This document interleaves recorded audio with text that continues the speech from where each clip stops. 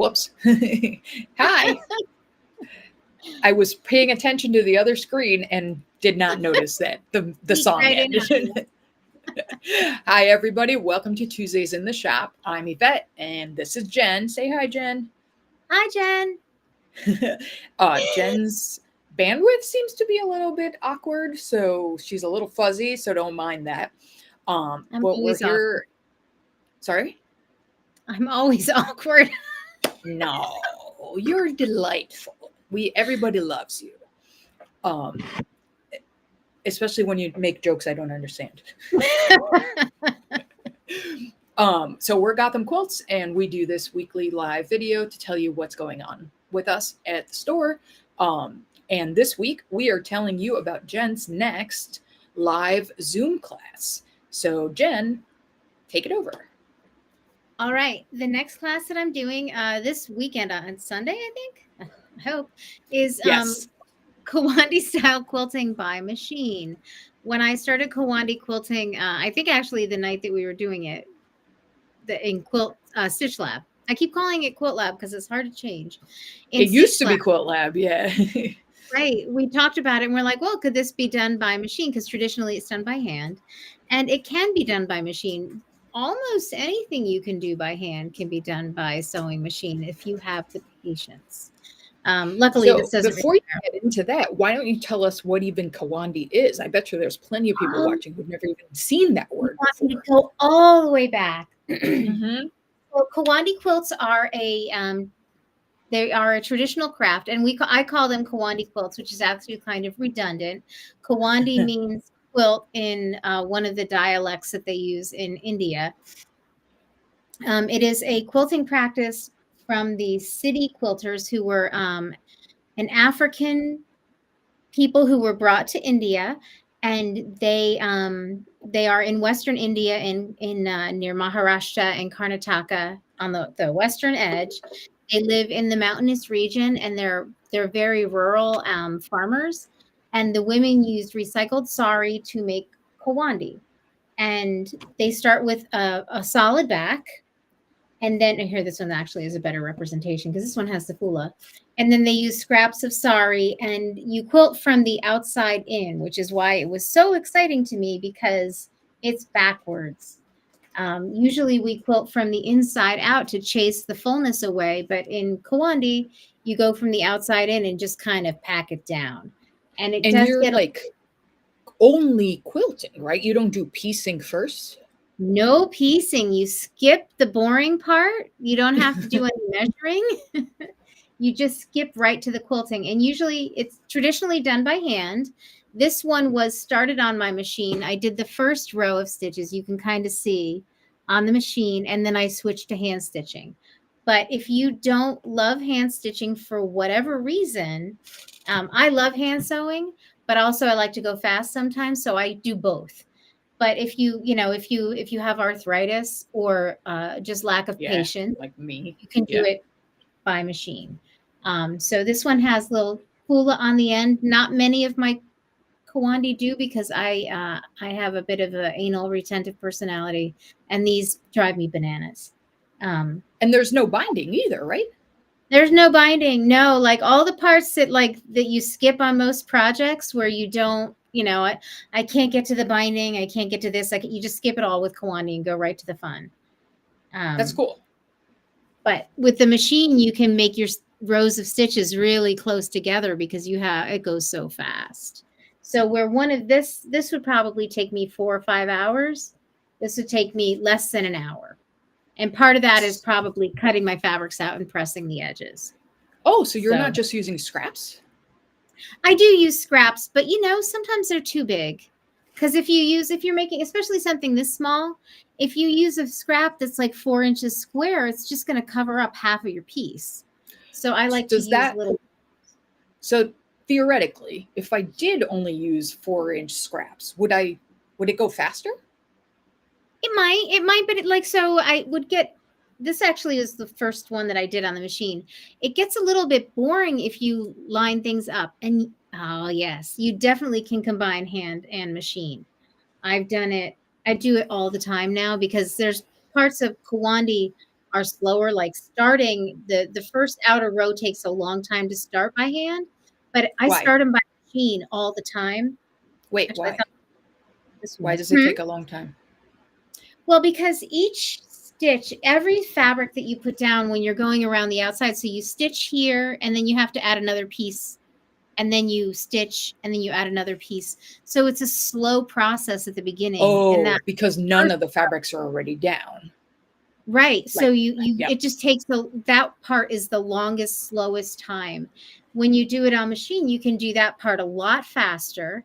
And then I switched to doing it by hand because it's slower. I haven't done one yet. I really want to do one where I do it by machine with a wider stitch and then go back and do it by hand and just relax. Oh, like kind of layer some hand quilting and some machine Yeah. quilting.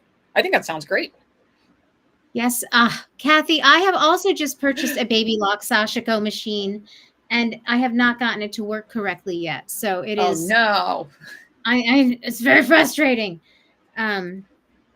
So But for yes, those of you who don't know, a Baby Lock Sashiko machine is a machine from Baby Lock, which is a brand that is sort of like a chain stitch machine, if you know what those are, where it was like one thread and it would loop and make just one stitch like that.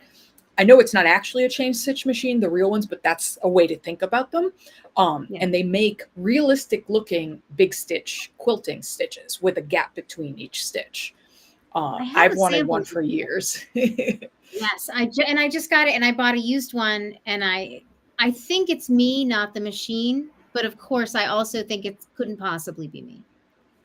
Well, So, did you actually take the class that they wanted you to take or no? why would I do Yeah. that? See, this is like typical, like, do what I say, not what I do, right? Right. Like, we're the teachers and we're always telling people, like, don't skip that first step, take the Right. introduction class, right? And then when it's us, we don't do that. Yeah, well, and they said, Anyway, well, maybe you should wait. And I was like, I'm a professional. Nope, yeah. can't work it either. So, yeah, Oh, I have to Kathy's spend some saying to time. look on YouTube for some tutorials for it. That's cool. Yeah, yeah. Okay, So back I'll to be what we're bringing supposed mine to be back to talking the about. store for a We're class. supposed to be talking about your class. Oh, yes, yes, sorry. See, I just go right off the rails. I should stop paying attention to the comments. So this is the size that I do in the class. I suggest everybody start small. This is a placemat. I used to do squares, and then the students would say, what do you do with all the squares? And I would say, I get people to take classes, and they didn't think I was funny at all. I think So that's now I make funny. placemats. I mean, you can hang a square on the wall, like a mini quilt as a wall Absolutely. But hanging. Yeah.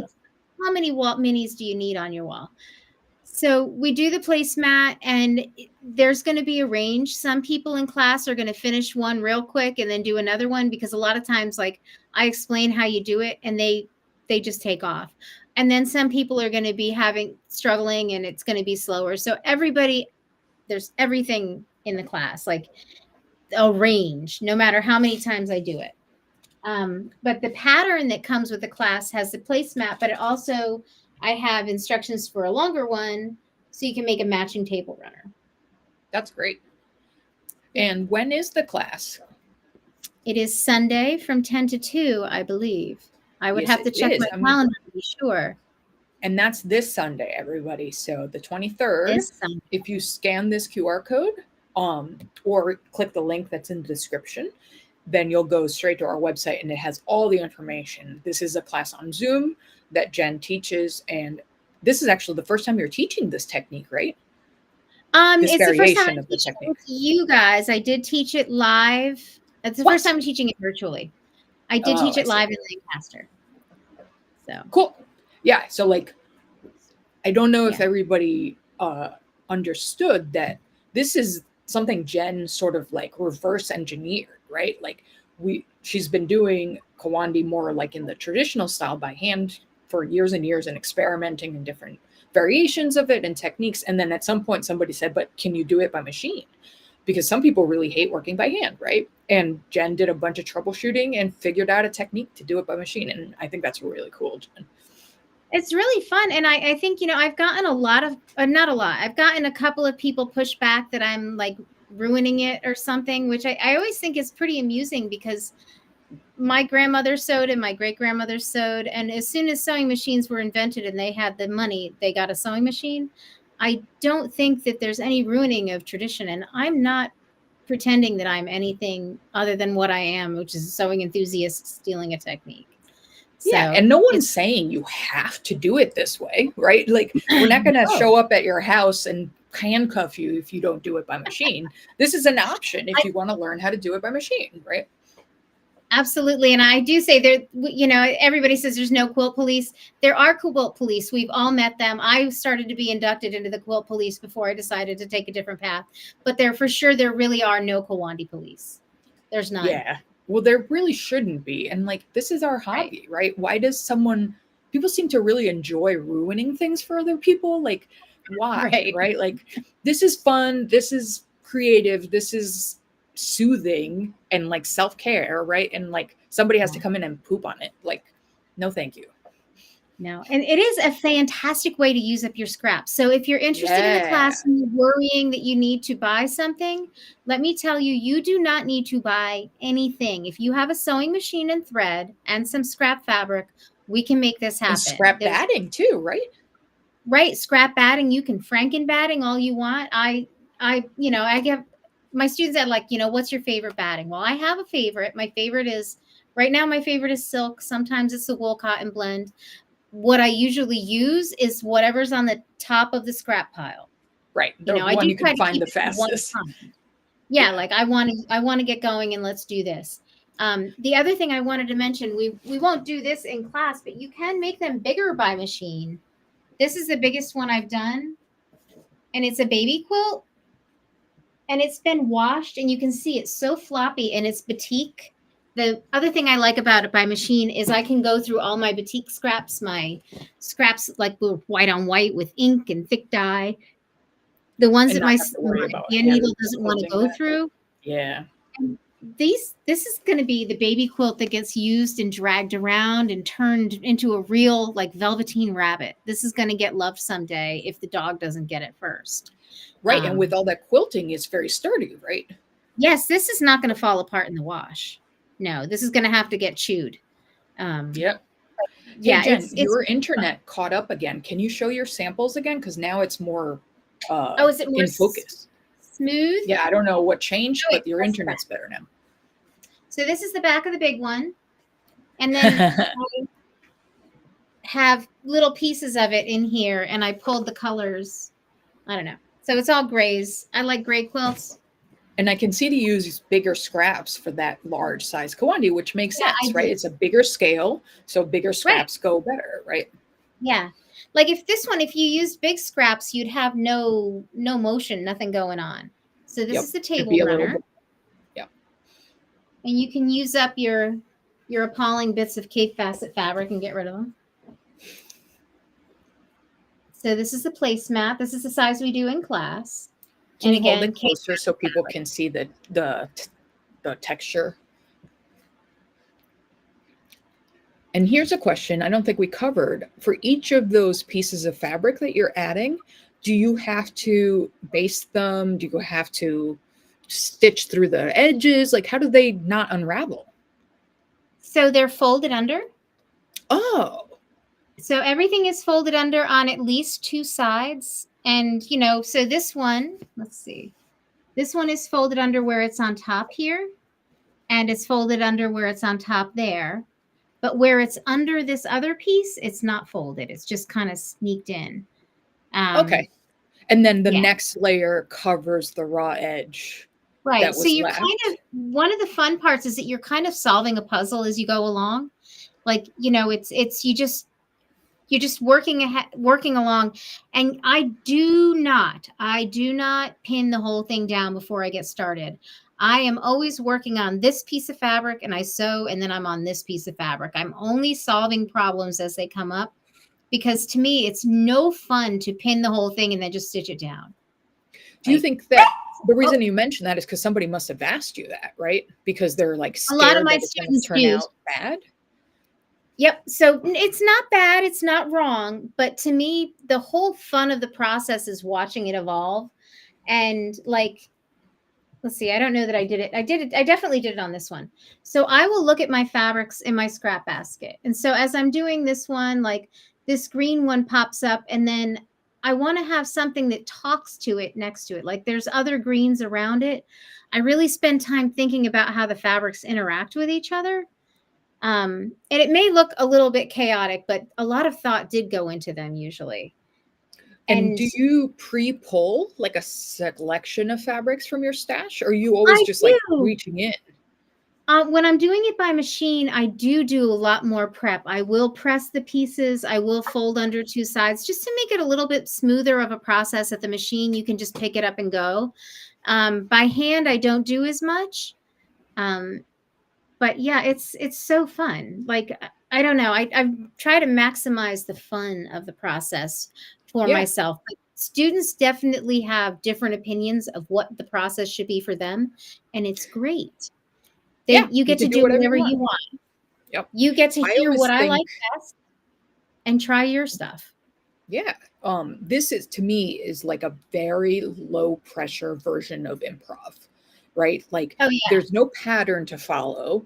There's no set idea for what it should look like at the end, just a vague concept, right? Like scraps put together next to each yeah, other and on top of each other. So it's like if you've never done improv and you're intimidated by improv, this might be a good first way to like dip your toes into the idea of working without a pattern and seeing how yeah. it goes and making decisions.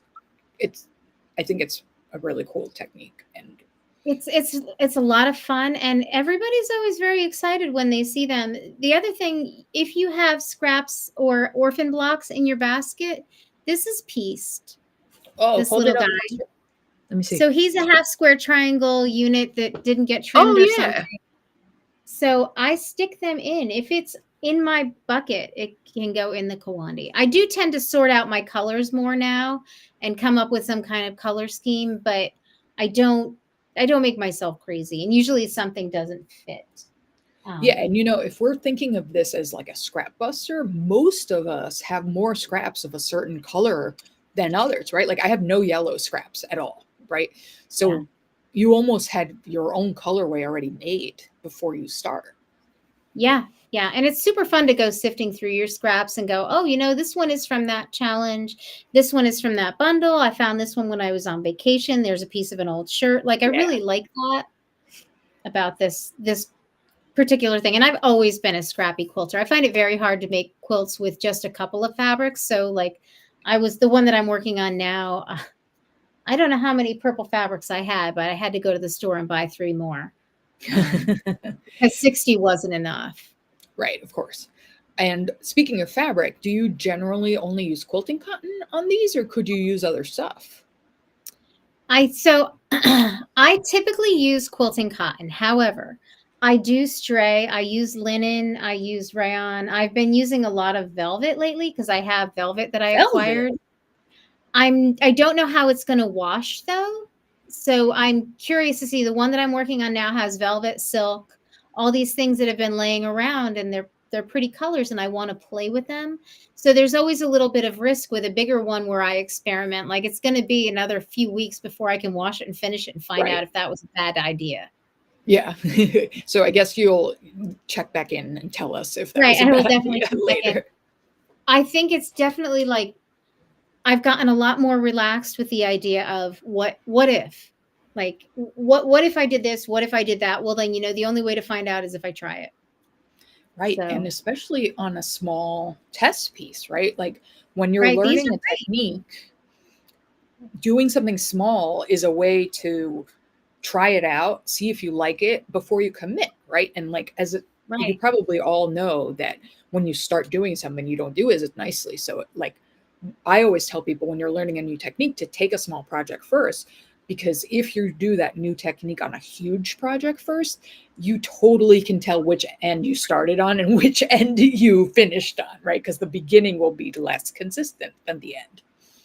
Yeah. Well, I think and with Kawandi too, it seems like the people who try it, they love it or they really dislike it. So Yeah, I'd rather have them dislike it on a 12-inch piece and then go on their right. merry way than have a huge thing. Like I did a couple of small ones, then I did a big one, and the big one took me 2 years to finish, and that's over there. That was all by hand. I definitely don't think that being this insane is necessarily a good idea for everybody. Although if you Well, want to do a big one, we can talk. you're also a professional quilter, right? So making something that takes you 2 years because you made a bunch of other stuff in between, right? Yeah, Like, oh yes, and I'm yeah. a professional is my battle cry, so that's why I So do everything. Kathy says she knows me and she knows I don't finish anything. So she's like, haha, we don't even finish anything anyway, right? 2 years is nothing. I definitely have quilts longer that you're older than 2 years in progress. Oh yeah, I have one in my studio now that's at least 20 years old, waiting to be quilted. So Yeah. that's fine. But the Kawandi is Oh, just such a nice, peaceful process. yeah. And there's so much stress in our lives now. There's so much awfulness in everything that like taking a moment to just sit and like touch fabric and pretty colors, I think it should count as like, I don't know, self-care or It's therapy or definitely whatever it therapeutic. is, you know. Yeah. Well, and this one I can guarantee you will have at least one finished placemat by the end of class. Like no questions, it'll be done. Um, And if but you I don't want to use it sometimes, a placemat, it could be a uh baby doll quilt for a doll. yep, It could be a pad for your cat, you know, like I hang can it on tell the you the wall. dachshunds, miniature dachshunds, love them. I love them, love them. Um, but the best thing you need to finish one and then you need to throw it into the washing machine right away and then into the dryer because So you can really feel it. Yeah.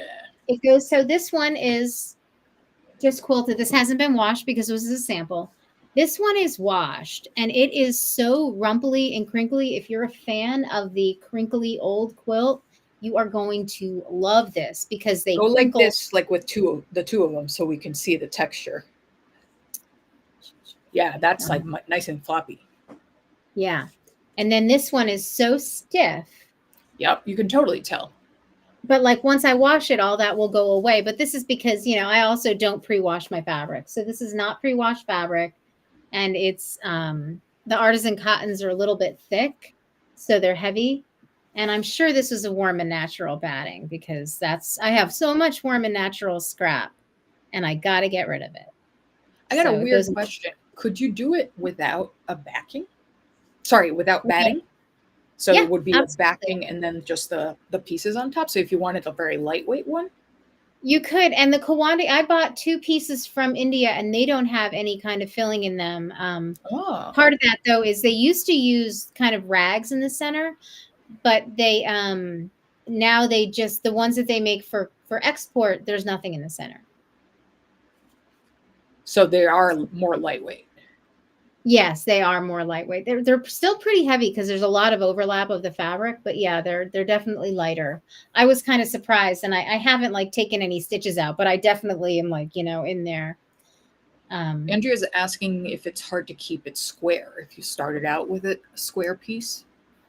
Yes, it is very hard to keep them square. So I like don't try very hard. Yeah, they're squarish. So they usually are pretty close to the whatever the batting starts out as. However, I am not as careful as I could be trying to get it perfectly square because I don't care about that. Sometimes I call them my permission quilts. I have permission to just do whatever I want. I Like like that. sometimes my line of stitching cross, which is definitely not the right way to do it, but there's no right way. So, you Yeah. know, All right. but yeah, no, it is hard to keep them square, which is why people ask me if they can sew the if they can sew little ones into a big one. And I would say on mine, no, I probably could not because I could not get them to fit together. Well, but if you However, were going to sew them to each other, you could first trim them because you'll have a seam holding the edges together. I think it depends on how you decide to do it. There's lots of different ways to do quilt as you go. I haven't had any interest in trying because to me, I'd rather have fun making a big one. I now But it's want to try definitely it. an You want to option. give me a couple of ones you don't like that much, and I'll cut them up and try to sew them back together and see what happens. Oh, I can definitely give you a couple. Probably not the handmade ones, because I think if you cut through the stitches, it will be more of a problem. Interesting. So, all right, this yeah, I could be don't know. like the third variation or the 16th variation that we come up with for My Kawandi friend style. Lissa is working on a big one made out of little ones. So I keep telling yeah? people to follow Lovingly Lissa to see what she's doing. And I keep asking her, but now she has to move and sell her or buy a new house. So the timeline's been moved back. What was I about to say?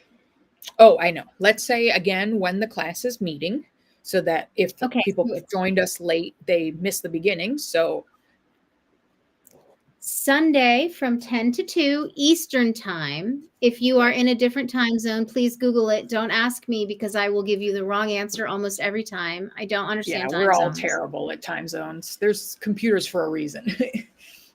Right? Yeah. Google is your friend. Yeah. So Kathy's saying you wouldn't need class, which is why we're talking Zoom about class. You will get the link. So you can join us from anywhere. Yes, you will get the link on Saturday. And is it recorded or not recorded? I definitely That's always a question we get. Oh, my classes are recorded, and I'll leave it up for a month or so until I remember, until Zoom tells me they're going to make me pay more money, then I take it back down. So that means if something happens and you have to miss the live class, you could at least watch the replay and you haven't missed out on everything. Absolutely. And if there's anything that, if you miss it and you have questions afterwards, I am happy to stop folding laundry or making dinner or washing dishes, whatever it is that I'm doing. I would be happy to stop doing that and help you. Like, I'm here for you. Yeah, they can just send us an email. Yeah. Yeah. Or that. All right. So if anybody has any other questions about the Kawandi by Machine class, please go ahead and put them in the comments and we'll get to them. Now we're going to switch topics slightly and we're going to go back to what we talked about last week. What? Did I forget something? Oh, yeah, that's what we're going to talk about next. So I'm switching the QR code on the screen to the QR code that you would scan and then enter your email address for if you want to enter to win the thing Jen is holding up.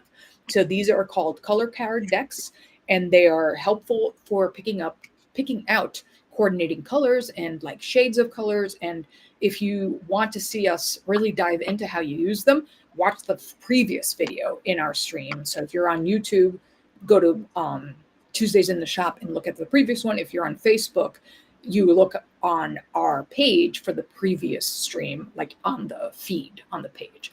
And we're giving one of these away to one lucky winner. All you have to do to enter is scan this QR code, go to our website, and put your email address into the form at the bottom of the page. And please do not respond to anyone talking to you about a giveaway. Giveaways on social media are the #1 way people get scammed. There's like entire companies that do nothing but try to scam people who are giving away something on the internet. We will never message you ever on social media or email or anything to ask you to join or to sign up, or we are not going to ask you your credit card number. We're not going to ask you, I don't know, your social security number. I don't know what the scammers actually ask you for, but just ignore anybody who sends you a message. It is not us. No matter how convincing they make it sound, it is not us. The only way to enter is to scan this QR code and put your email address in the field at the bottom of the page. And you must enter by midnight tomorrow night to be eligible to win. Did I cover everything about that? I think so. I think so. Yeah. They are fun. So, yeah. And like Jen has to show because I don't have mine yet. I ordered one, but it hasn't come yet. So I can't even hold one up for you. But yeah, these are very cool. And go back and watch our previous video on it to learn how it works. If you scan the QR code, the video is on that page too. So you don't even have to find it. Yeah. The hardest part is after you use it, put the cards back in order. Or at least close to an order. Yeah. So with the other color deck, I already screwed up the order and I'm going to have to sit down and actually like put them in order because everyone knows I never put anything away. Right. So it's like, yeah, but this color deck has numbers on each one and they relate to each other. So if you don't put them back in order, you're going to go crazy trying to find the correct one. Yeah. Yeah. I figured out today when I was trying to shoot the other video that mine were out of order. And I was like, well, when did I do this? I had it open for 5 minutes and then I just shoved them all back in there. So I put them back in. Sounds familiar. In other housekeeping news, that we did ship out all the orders from over the weekend from Jen's 29th birthday sale. Haha. And so everyone got your tracking number and everything. You should have your goodies soon. And I think maybe that's it for now. We have the Sylvia So Long starting soon. We have the Zoo Family Lock of the Month starting soon. We're about to announce something else kind of cool. So keep up with us. If you haven't signed up for our email list yet, that's always the best way to find out what's going on. We always tell the email list first. So sign up if you haven't yet, and we will see you next week at the same, what's that phrase? It's like same bat time, same bat place.